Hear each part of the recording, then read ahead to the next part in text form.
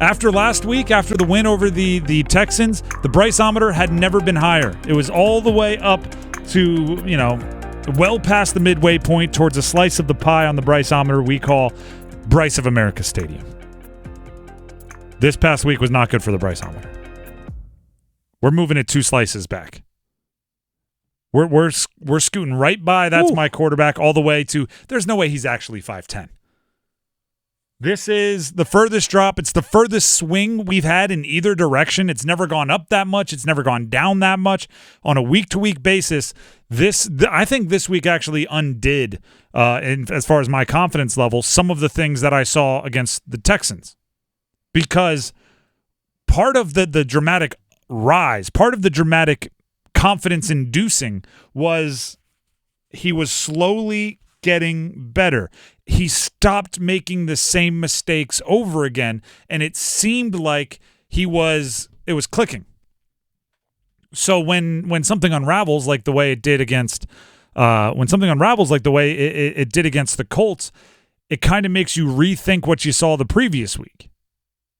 And it's tough because I'm going back to the conversation we had after the Atlanta game, right? Jesse Bates, was that the first game of the year? The very first game of the season.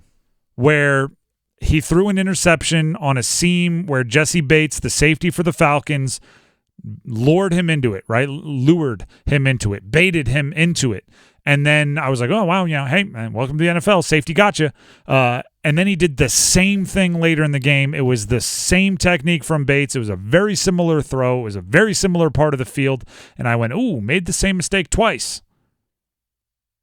Don't love that, right? The thing we heard about Bryce Young was he's the computer of a brain, right? He has all the files. He logs away everything. If you ask him, what did you do on 3rd and 7, your sophomore year of high school, of the second quarter of the 4th game of the year, he's going to think and go, well, I think I completed it to my buddy Jimmy on the right side.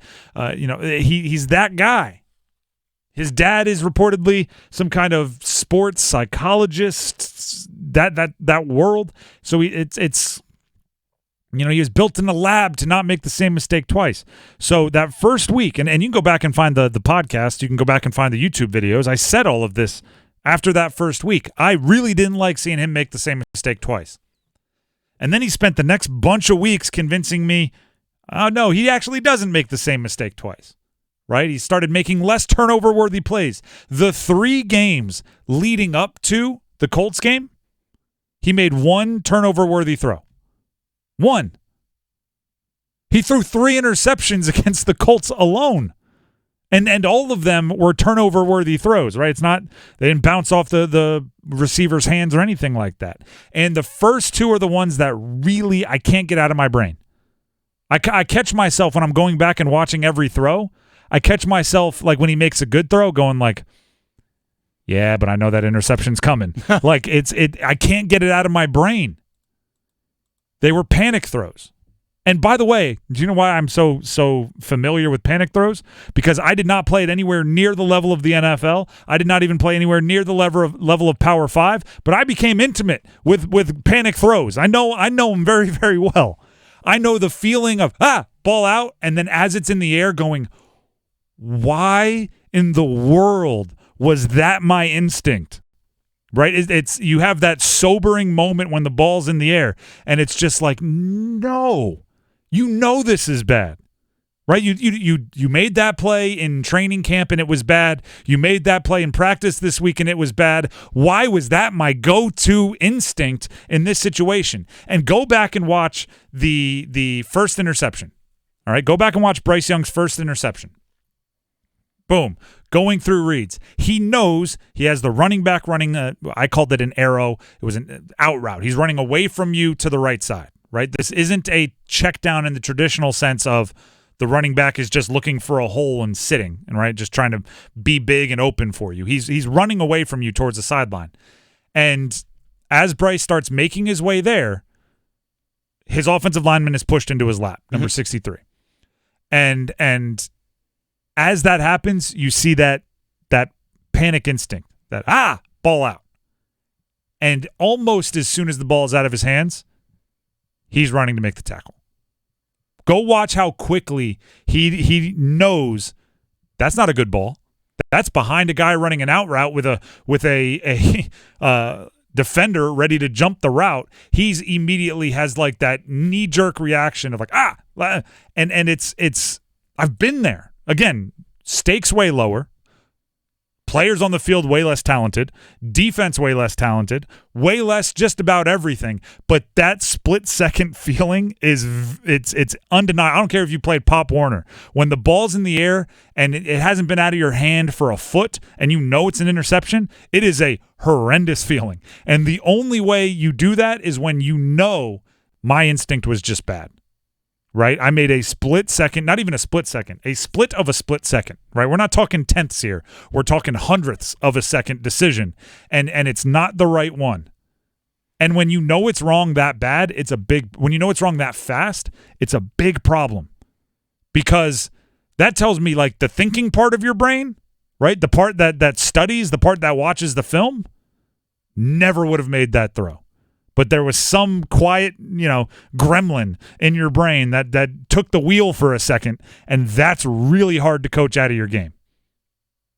Right? The quiet gremlins that live in the back part of your brain, really hard to coach out of your game.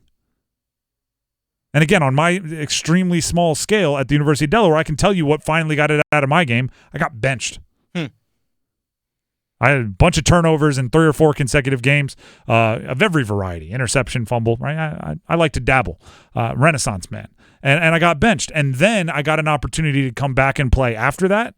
And my brain, I don't know, it wasn't my choice, very much changed to like, hey, they can take this away from you. They already did it once, like kind of like a what are they going to do? Fire me type thing. Yeah. And I started playing more free, and my instincts became better. And I watch film and I'm like, why couldn't I do that, last year or whatever it was?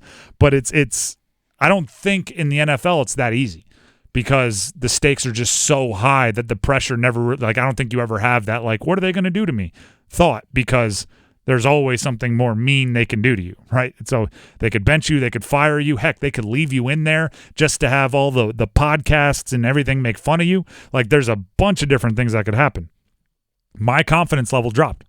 So let me ask you this. Yep. We saw probably like 3-4 games of legit true progress. Legit true progress. Absolutely. You think this is part of just like, hey, he's a rookie, like, and this is like one game step back, but if we see what we saw the previous 3-4 games, like, is your confidence level going to go back? Definitely a possibility. I mean, because again, he's only, 6 starts into his career? 7 now, I should say? Yep. Like, that's it. 7 starts. It's not like he's year 5, like Daniel Jones still making the same mistakes. Until you recognize, right, Jamarcus Russell, Tim Tebow, these guys get 16, 18 starts, right? He's a third of the way through, more than a third of the way through, all you're going to get. In many cases. And also, I'll put it this way. Bryce Young wasn't the project. Bryce Young was the guy that was polished, right? If you wanted the project. I said the same thing about Trevor Lawrence. Again, if you think the situation, and we talked about this yesterday, if you think the situation is Urban Meyer bad, then you fix whatever that is, and next year he'll look completely different. Also, there are other physical things, right? He is a smaller guy. Like the second interception being an overthrow on a screen. Again, he doesn't get a lot of passes tipped, but the touch over the defensive linemen that are being let through on a screen is something where your height's going to matter. I don't think he's the prospect. I don't think he's the player that Trevor Lawrence was. Not to say he can be he can't be successful. I'm less bullish on him now than I was. And also, I mean, let's be clear. Like, Urban Meyer was obviously a complete and total mess. Well, yeah, so is that Jags organization. Yeah, I mean, but so is this Panthers organization. I think it's less circus-like, if that makes any sense. They didn't bring in Tim Tebow during the preseason. They weren't. Do you remember winners and losers? I could go. Yeah. I did so many deep dives into what the heck was going on in Jacksonville. They'd stop practice and do winners and losers, which was a one-on-one to see who got to like move to the top of the depth chart, like it was a weird gladiator situation. Yeah. If you think, and by the way, I'm open to it. If you think the Panthers situation is as bad as the Jacksonville Jaguars were Trevor Lawrence's first year, then I mean, the first thing you got to do is cut all the dead weight and make big changes by next year, and then Bryce Young will flourish. If you think it's not quite that bad, there's bigger problems there. So again, I'm moving it back. We're not as far back as we've ever gone. No, that's a very good point. We're still. This is not as far back as we've gone for Bryce. So it's been worse when it comes to the Bryce-ometer.